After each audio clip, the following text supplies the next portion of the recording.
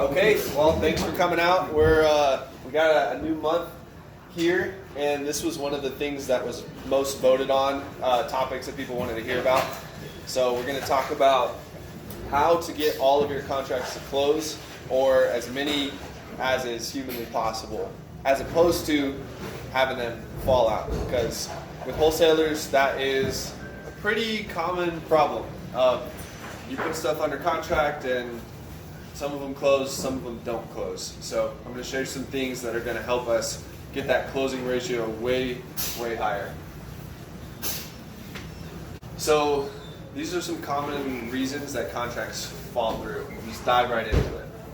So it could be from a lack of communication with the sellers. That's the most obvious one. It could be that you're not prepared to solve title issues. A lot of the deals that we get, they're messy.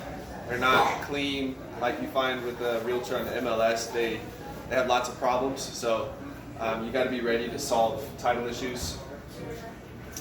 Maybe you don't know how to protect your interests in the property. That could be it. And one last thing is that it's kind of abstract, but I'm going to go into it later and y'all will understand. So it could be that you're not really confident in the value that you're providing to the seller, and so you're not willing to fight for the property when you should. So we'll talk about that. That one, don't brush that one off, because that one alone has helped me, save multiple deals. Just because I was confident in my position, I was firm, I knew exactly what I was talking about, and that helped me work with the seller to get them to close after we already had an agreement. So if your contracts fall through, how does that affect your bottom line? I know a lot of gunslinging wholesalers out there. You're happy with the deals that you've got, and you're doing a lot of deals, but maybe one out of every three just falls through the cracks, and it's not your fault, right? Stuff just comes up. So let's say you're closing 2 out of every 3 deals that you put under contract. If you get 2 deals a month under contract throughout the course of a year, saying you're making about 15 grand per deal if it's a flip or wholesale, you're losing out on $120,000. So if that's about the volume you're doing, about 2 a month, and you're closing about 2 out of 3, pretty good for most people, that is a ton of money that you're leaving on the table. And if you think about it, you may say, well, I can only do so much, right? I can only handle so much. I'm focused on getting deals under contract. That is more than a person's salary. So if you can get someone that is more detail-oriented, more diligent at following processes, they can pay for their job and then some just by getting contracts that you already have under contract to close. So you change your mindset on that a little bit, you can see how much potential that can be left on the table. So letting deals fall out of contract, it kills your bottom line. But the more important thing is reputation. So the bottom line is one thing. If you lose a deal and you lose a little bit of money, that's fine. But what about your reputation?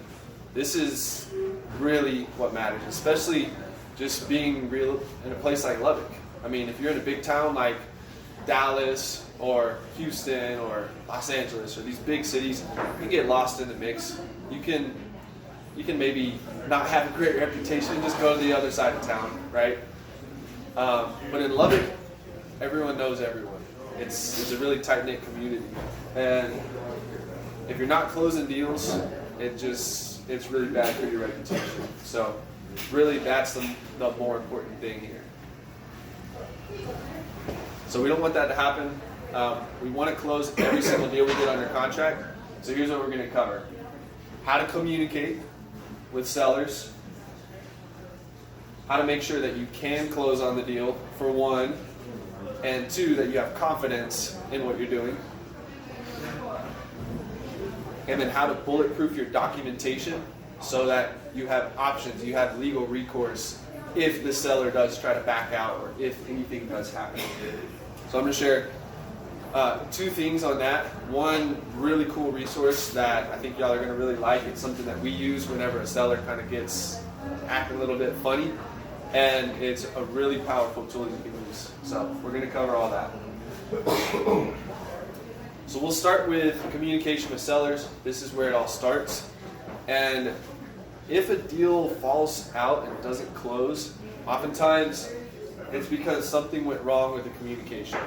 So these are the typical things that go wrong when communicating with sellers.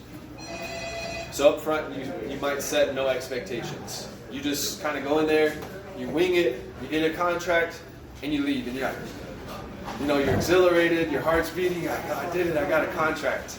But you set no expectations. You forgot to actually share with them what your process is, how it's going to all work, and just put them at ease. Maybe you overpromised.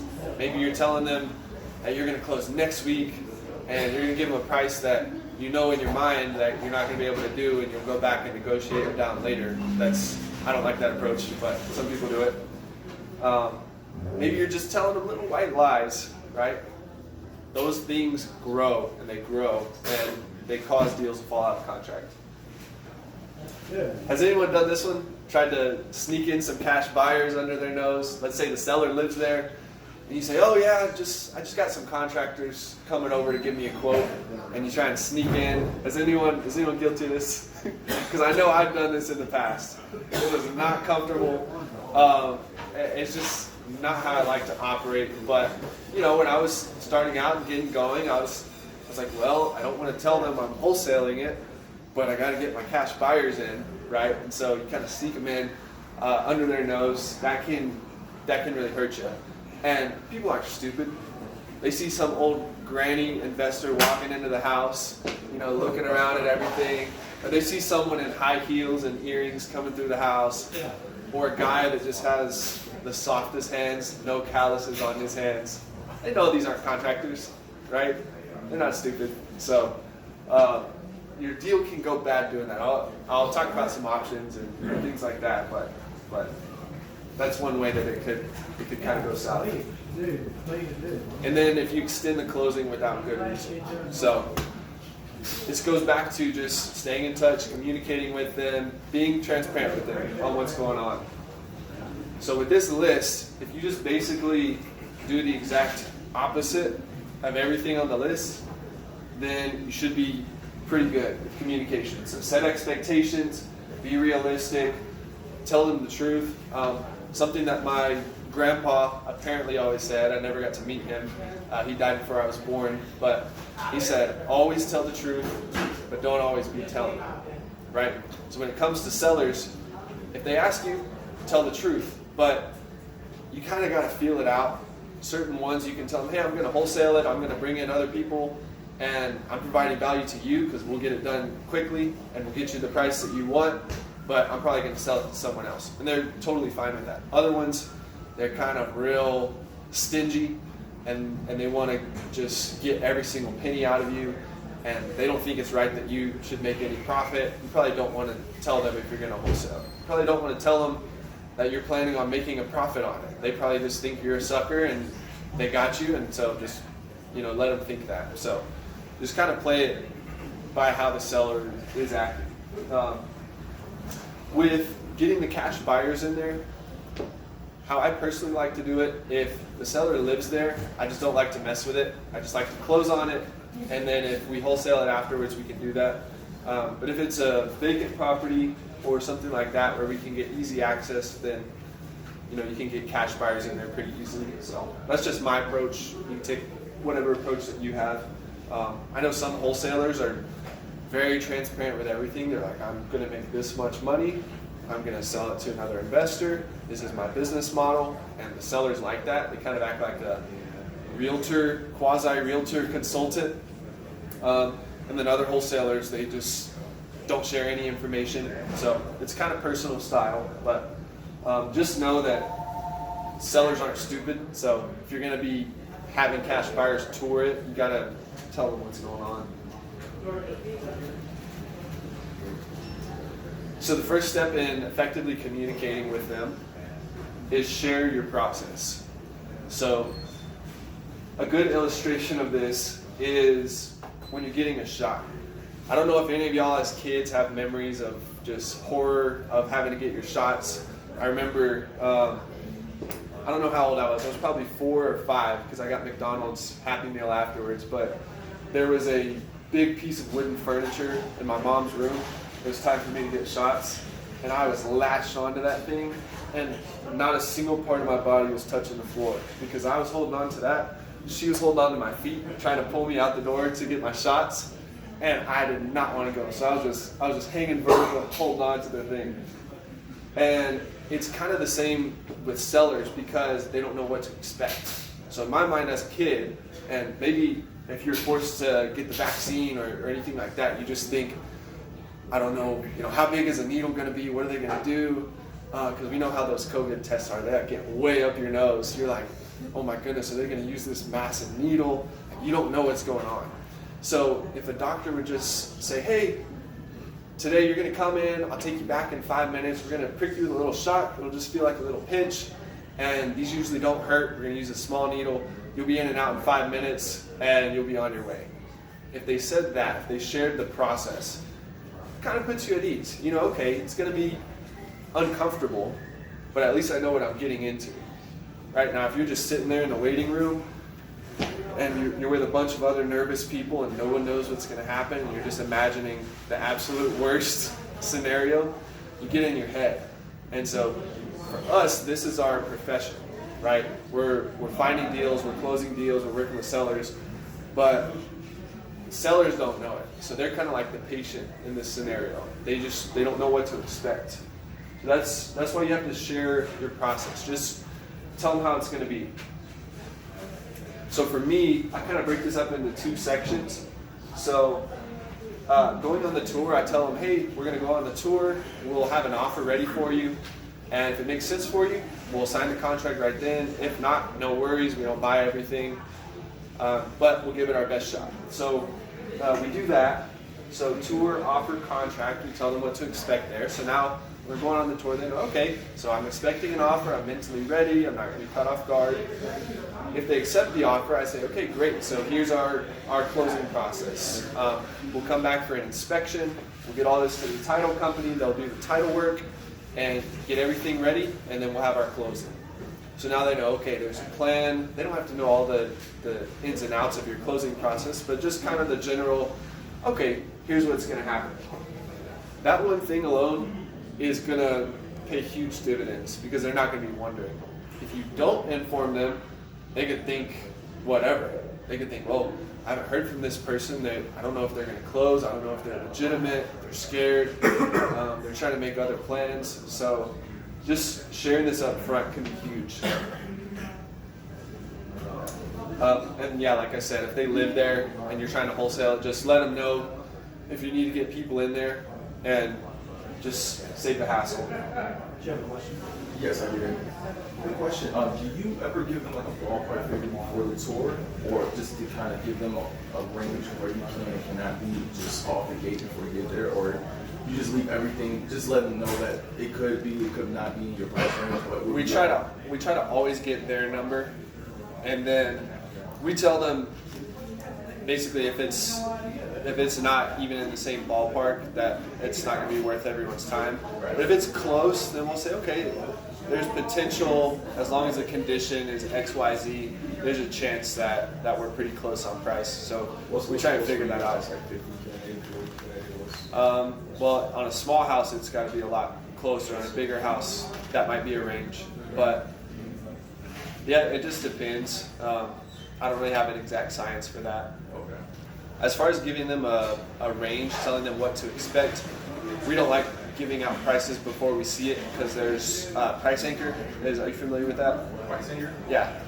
So Price Anchor is basically, and this goes along well with setting expectations. You just throw out a number, and whatever that number is, they compare your actual offer to that. So if you say, I'll be somewhere between 60 and 80K probably, and then you see it, and it needs a ton of work to it, and you only offer 40,000, like, well, I thought I was going to get 80,000, right? That's their mind's kind of anchored there, so we don't really like to do that. But I actually have talked to some people that have had really good success doing that, giving a range. Yeah, that's what I've been playing with lately. It's like, I've been pretty stern before I even get there. Like I can't give you an offer something I haven't seen. but then just like, okay, some people just refuse. And I have made deals where, you know, I give them that price range, like, okay, it'll work, but I'm letting them know, and that expectation that if it's a shit show, I'm just gonna let you know it's not gonna be this range at all. So I was just curious about it. Yeah. Yeah, both can work. I've seen both work.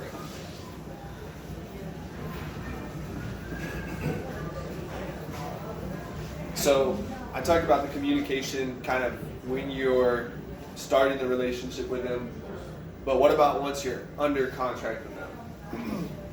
You got to keep them in the loop. So I'm friends with someone that closes hundreds of deals every month for investors across the nation. They have a transaction coordinating business, and their rule of thumb is every 7 days you need at least one contact with them. So just if a week passes and you don't have to already go back and forth and get some kind of documents or see them, and you have no reason to talk to them once that week, because sellers' minds will go to the craziest places. They'll assume the worst. My recommendation, get a closing coordinator to do this for you, because we want to focus on getting deals. A lot of us in here are doing the acquisitions, and so we want to focus our time on those things. So a closing coordinator can really help out with that. They can also handle title issues and help you close deals that you probably don't have time to close. Like if in your day you're dealing with a bunch of heirs to a property, and they're all kind of fighting over the property, and an attorney needs to get involved, and it's just going to be a big mess. Or you have a couple new hot leads to talk to.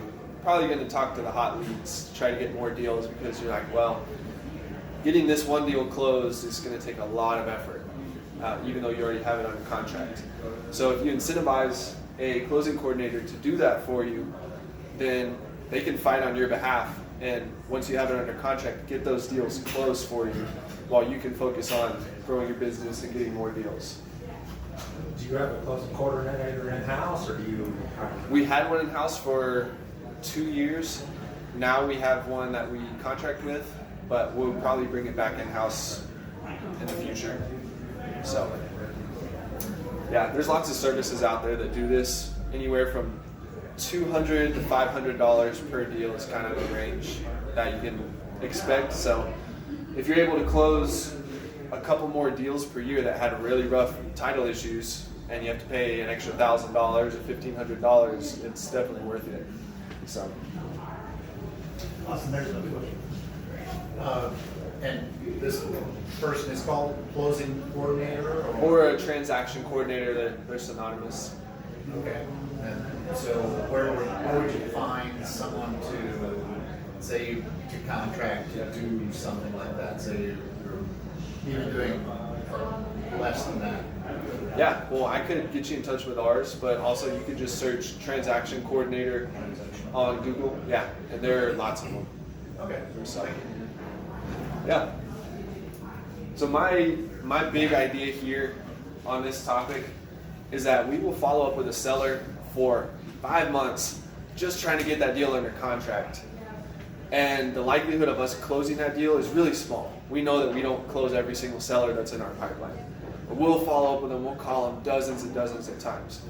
But when we get it under contract, we'll neglect them. We'll just kind of say, yep, check that box, we're good, we're gonna close. And you'll make assumptions and you'll neglect them and not check in, and then their mind is in some other place, and then the deal doesn't close. Right. So the likelihood of you closing one that you have under contract is like 80, 90, 99%, you know. So make sure that you're not letting those go. It's just kind of silly to spend so much time following up with the seller just to neglect them once you have it under contract. So next thing we'll talk about is growing confidence in the value that you bring. And so this is the aspect that I said that you got to stay with me on this, because I can attest to having confidence in my process, and the value that I bring has saved multiple deals for me. So it's really important. It's kind of an intangible. We like easy tangible things that we can do, but this one is really powerful. So first things first, this is just the basics. You got to have a way to be able to close on the property before you put it under contract. A lot of people just put it under contract and then try and figure it out. I'm not saying you got to have, lender approval or cash buyer approval on every deal. But if you got a good rapport with the cash buyer and you know their criteria, you know their numbers, then you're good. If you got a lender that says, hey, if you get a property that fits in this box, I'll work with you, then you're good. That's all I'm talking about. Like, just have some kind of way of knowing you can close.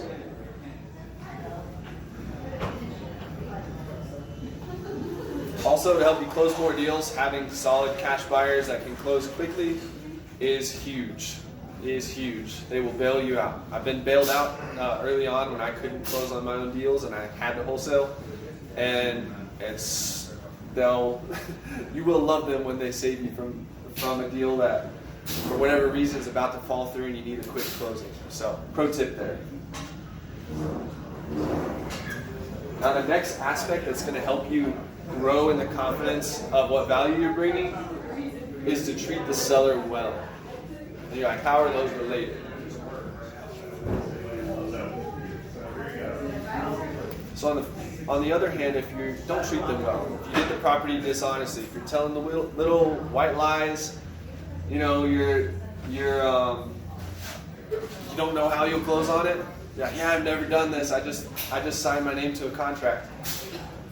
And you don't have that conviction of how you're helping them, then anytime they push back, you're just gonna be like, yeah, no, you can sell it to someone else, right? If you didn't know, put yourself in this scenario. It's your first deal to ever have under contract. You're new to the area. You know no cash buyers. You're not bankable. No one's gonna lend you money, and you get it under contract, and you're like, oh my goodness, I can't believe they signed my contract. What do I do now? They come back to you the next week and say, hey, we found someone else that's an actual buyer and they're going to pay $5,000 more, so we're going to sell to them. If you're in that scenario, you're pretty much probably just going to throw up your hand and say, yeah, well, I probably couldn't have closed anyways. You can have it, right? Does that make sense?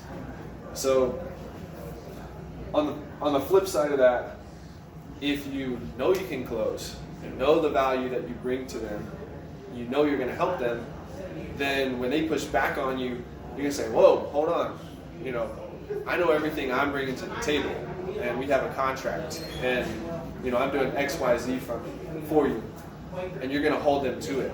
And that's what I'm talking about. That has helped me, because I've seen the worst of it. I've come in after other people have put stuff under contract. 2-3 months pass, they tell the seller, just stop making your payments. I know you need extra money in your pocket. It's all good. Now the seller is about to get foreclosed on in a week, and then we have to come in and save them from it. And I've seen that over and over and over. So I have the confidence, because if they come to me and say, oh yeah, well, someone else is going to give me $3,000 more, I don't know that person. I know I can close. I know I'm going to follow through on it. So is it necessarily better for the seller to get an extra $3,000 if they never get it? If that person doesn't close in that week that they need? So that's kind of the perspective that you have to take. Now, if you feel like you're taking advantage of someone, like you just pulled the wool over their eyes, and then they say, you were trying to rip me off. I got an offer for $10,000 more. And you'd probably be like, yeah, I was. You're not going to hold them to it, right? But if you show them all their options, and this is something that we do on every single tour, is, hey, you could list it with a realtor. You probably need to make these repairs. You could rent it out yourself. You could, do any number of things. Only finance it. If you lay out their options and you show them kind of what are the pros and cons of each, and then here's what it's like getting a cash offer from me, and they still choose to sell to you, you know there's a reason. You know that if someone comes in and they do offer 10, 15, 20,000 more, that there was a reason this seller is choosing to sell to you, and you were fully transparent. You showed them all their options, and they still chose to sell to you. So that's the type of stuff I'm talking about. If you start there, you're going to have the confidence to not let the deal go whenever they try and pull something on you. So, second pro tip, if you're good to them, you're honest, they should reciprocate. And I know I need to talk about this, because I've had people that have great businesses in this market, in other markets, that have come to me with issues, and I've shared this last thing that I'm going to share, kind of the how to bulletproof your contract with them.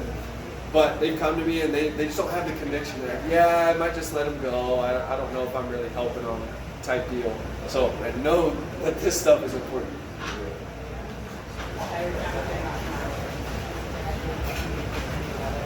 All right. Now we're going to get to the tangible stuff, the fun stuff of how to bulletproof your documentation. So there's two parts to this. The first thing you need to bulletproof is your contract. I'm not an attorney, I gotta say that because this is a little bit of law stuff. But I did take business law my last year at Tech, and that class was actually one of the best ones because I had already started my business at that time, so it was really relevant to me. So I learned about something called specific performance. Does anyone know what specific performance is? Good. So this should be a clause in every single contract. And what it is, specific performance is something that you sue for if someone does not follow through with their end of a contract. So we kind of think we're powerless. We're like, well, technically it is their property, they own it, so if they choose not to sell it to me, I guess that's their right. Not if you have a contract. So if you have a contract, this should be a clause in there. Specific performance, and it's basically, here's what happens if you breach the contract. So in ours we have, here's what happens if we breach the contract. So if we don't close on it, you get to keep our earnest money, basically. If you don't close on it, this is one of the options in there, specific performance. So basically we could force you to sell your house and close on it. So what this does is it puts direct, tangible, written consequences right in front of them. And that is a big deterrent. So whether or not it's in your contract, you can sue for specific performance, right? If they don't follow through with their end of things, you can take them to court, you probably win, they'll probably sell you their house, but that's not really the goal here, right? We don't want to be taking sellers to court. What it really serves as, having it in your contract, is that it's there in writing and they see it. Because there's a million laws. No one knows all the laws, right? So just because this is a law, oh well. But if it's in your contract, you can take it back to them and read it and use it to get them to do the right thing, to where you don't have to go to court. That's the whole point of it. It's just saying, hey, this is in the contract, this is a law, and let's do what we agreed on, and you don't have to deal with all the lawsuit stuff. What are some of the things that you do? What are some of the consequences? That's the main one. Specific performance. Yeah, that's all we want. We just want them to sell their house. So. And so, what are some of the consequences that they have if they do that? What would the consequences be? We'll get to that in the next one. It's going to be bad for them. Even if you choose not to sue them, they'll still have to come back to you, basically.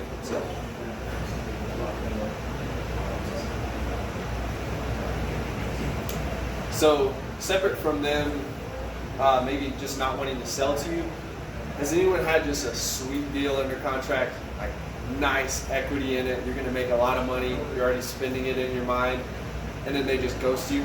It's like they're gone. That's happened to me. It's the worst feeling. Like, no, this was going to be the deal. This is going to be the one, right? So why do sellers ghost us? I don't know the answer to it. I'm not going to try to get in their head. I'm not going to try to figure it out. But I've got a tool, and it's something that we have used multiple times. That's going to turn them into a sad little ghost, wherever they are. So this is a memorandum of contract. Does anyone know what a memorandum of contract is? You know what it is? Tell the group. So it's pretty much where the cloud's title and filed over the city, and it shows that you had intent to purchase property. So if in case they get in contract with someone else, years down the line, it's still going to show that whoever investment homes was at this date said that they wanted to purchase property, they brought into the contract. You're going to have to get in contact with them to sign off and say that we are okay with you selling, and under whatever terms that I state. If it was, I was going to make $20,000 off the home, and to sell it, but you want to pay an amount later on. So Exactly. So not a lot of people are familiar with that, but that is a powerful tool. You can imagine what he just shared, that you're putting a cloud on the title. And so what a lot of sellers will do is, one, they'll try to sell it off market with no title company, just like hand me a check and I'll sign over the title to you, and they'll sell it to multiple people. So always take it to a title company. But if you have a contract and it's at service title, and then that seller tries to sell it from under you to someone else, and they take it to service title, they're gonna be like, wait, you're not buying it, this person's buying it, right? So they might say, well, I'm not gonna take it to service, I'll take it to Stewart Title. Stewart Title doesn't know that I'm trying to sell it to them, so Stewart Title will close it for me. So they can kind of get around it. So what this memorandum of contract does is basically wherever they take it, the title company is going to have to pull records. So they pull, are there any liens? Is there any money owed on the property? This always shows up. So the title company is not allowed to close it until this is cured. You have a question? So is that filed every time at the courthouse when you do a contract on a house? Some people do it that way. I don't do it that way because it's not necessary most of the time. Yeah. How we do it is, if someone starts getting kind of weird acting, or they're not answering us, they ghost us, or they're just starting being sketchy, then we'll go file it immediately. And what does that cost at the courthouse? Is it $14? 40? $30? Yeah, and they charge by the page too. So y'all have filed some of them? Yeah. As a company, but I do have a couple questions. Like one of them that we filed was at the title company. The title company wanted to close it out and say, hey, nothing's going on with this, can we close out the title? First I said, yeah, I was gonna go ahead and do it, so they wanted me to sign a contract, they end the contract. I said, no, I don't want to do that because I have a memorandum. If I did that, then it would be, then it wouldn't be a valid contract anymore, right? I believe so, but that's a great question. That's a question I have too. So. Okay. And then, I forgot what the other was. Yeah, I'd love to ask a title company and an attorney their thoughts on that, because I did have one that I've had a memorandum of contract on it for probably 2 or 3 years, and they asked me to sign a release of the contract just recently, and I didn't really know if we should do it or not, so that's a good question. All right, so what if there's a probate issue? One of the kids signs a contract, but the other two don't know about it. You find that you didn't know the other two were part of it, so you file a memorandum. Is that something? I haven't had that situation. I've had a situation where someone signed a contract with me and their sibling had legal guardianship over them, basically. Now, this person was very smart, and I don't know why that situation existed, but technically they couldn't sign for themselves. So their sibling came to me, told me this, said, yeah, he tries to sell the house all the time, blah, blah, blah. So I just let them out of the contract, that type of thing. But, so if it's legit, we don't want to hold people's properties up. I don't know, multiple siblings, I haven't had that happen. We try to always get to the bottom of it of, okay, is there anyone else on title or anyone else who needs to sign? Typically they're honest, but yeah, I haven't had that one happen. Really? Is the title company willing to send out those letters to the siblings, or do you handle that? Or, Yeah, we've had the title company send them out. Yeah, I'm trying to think if it was our closing coordinator. They usually tag team it, but if the title company likes you, they'll help you solve the title issues. So you gotta be nice to them. Hey, I'm gonna open it for Q&A, so let's keep it going. Oh, okay, cool. Yeah, I have a question. So I'm a realtor, but I kind of operate like a wholesaler. Like I go find the deal, and then I try to get like a net listing on it, and I go sell it to a buyer I know. But I was just wondering, because we're talking about contracts, the only contract I know is like a Texas Realtor 1 to 4. Are you guys using that, or are you like going to a lawyer, writing your own contract, and that's what you're using? Yeah, we've got our own contract. Okay, so you actually went and made one. That's just what you use. Yep. Okay. Yeah, I think realtors, I don't think you have to, but I think it's highly advised to use the direct contract. I use on everything I do, so. Yeah. If you're a realtor, I would use it. Yeah. Yeah. Does anyone know if that has a specific performance clause in there? Yeah. It does? Yeah, the 1 to 4 does. In the commercial contract, it's optional. So you make sure you pay it. Good info. They're gonna run almost. A lot of people don't know it's in there though. When they're always request contract.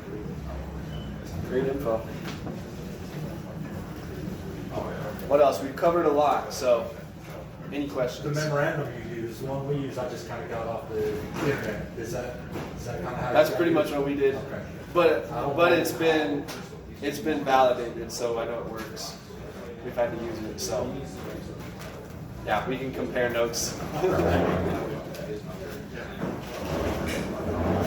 Usually the REI or the real estate forms get kind of complicated. The forms that you use are probably just pretty Yeah. straightforward and simple. Mhm. I think our contract is 3 pages. Yeah. 3 pages long, which is pretty long for a wholesaler contract, but Yeah, you show up with all the, and it's just like, yeah, am I gonna read this 9 pages? Really? I know. Any other questions? Well, I'll wrap it up.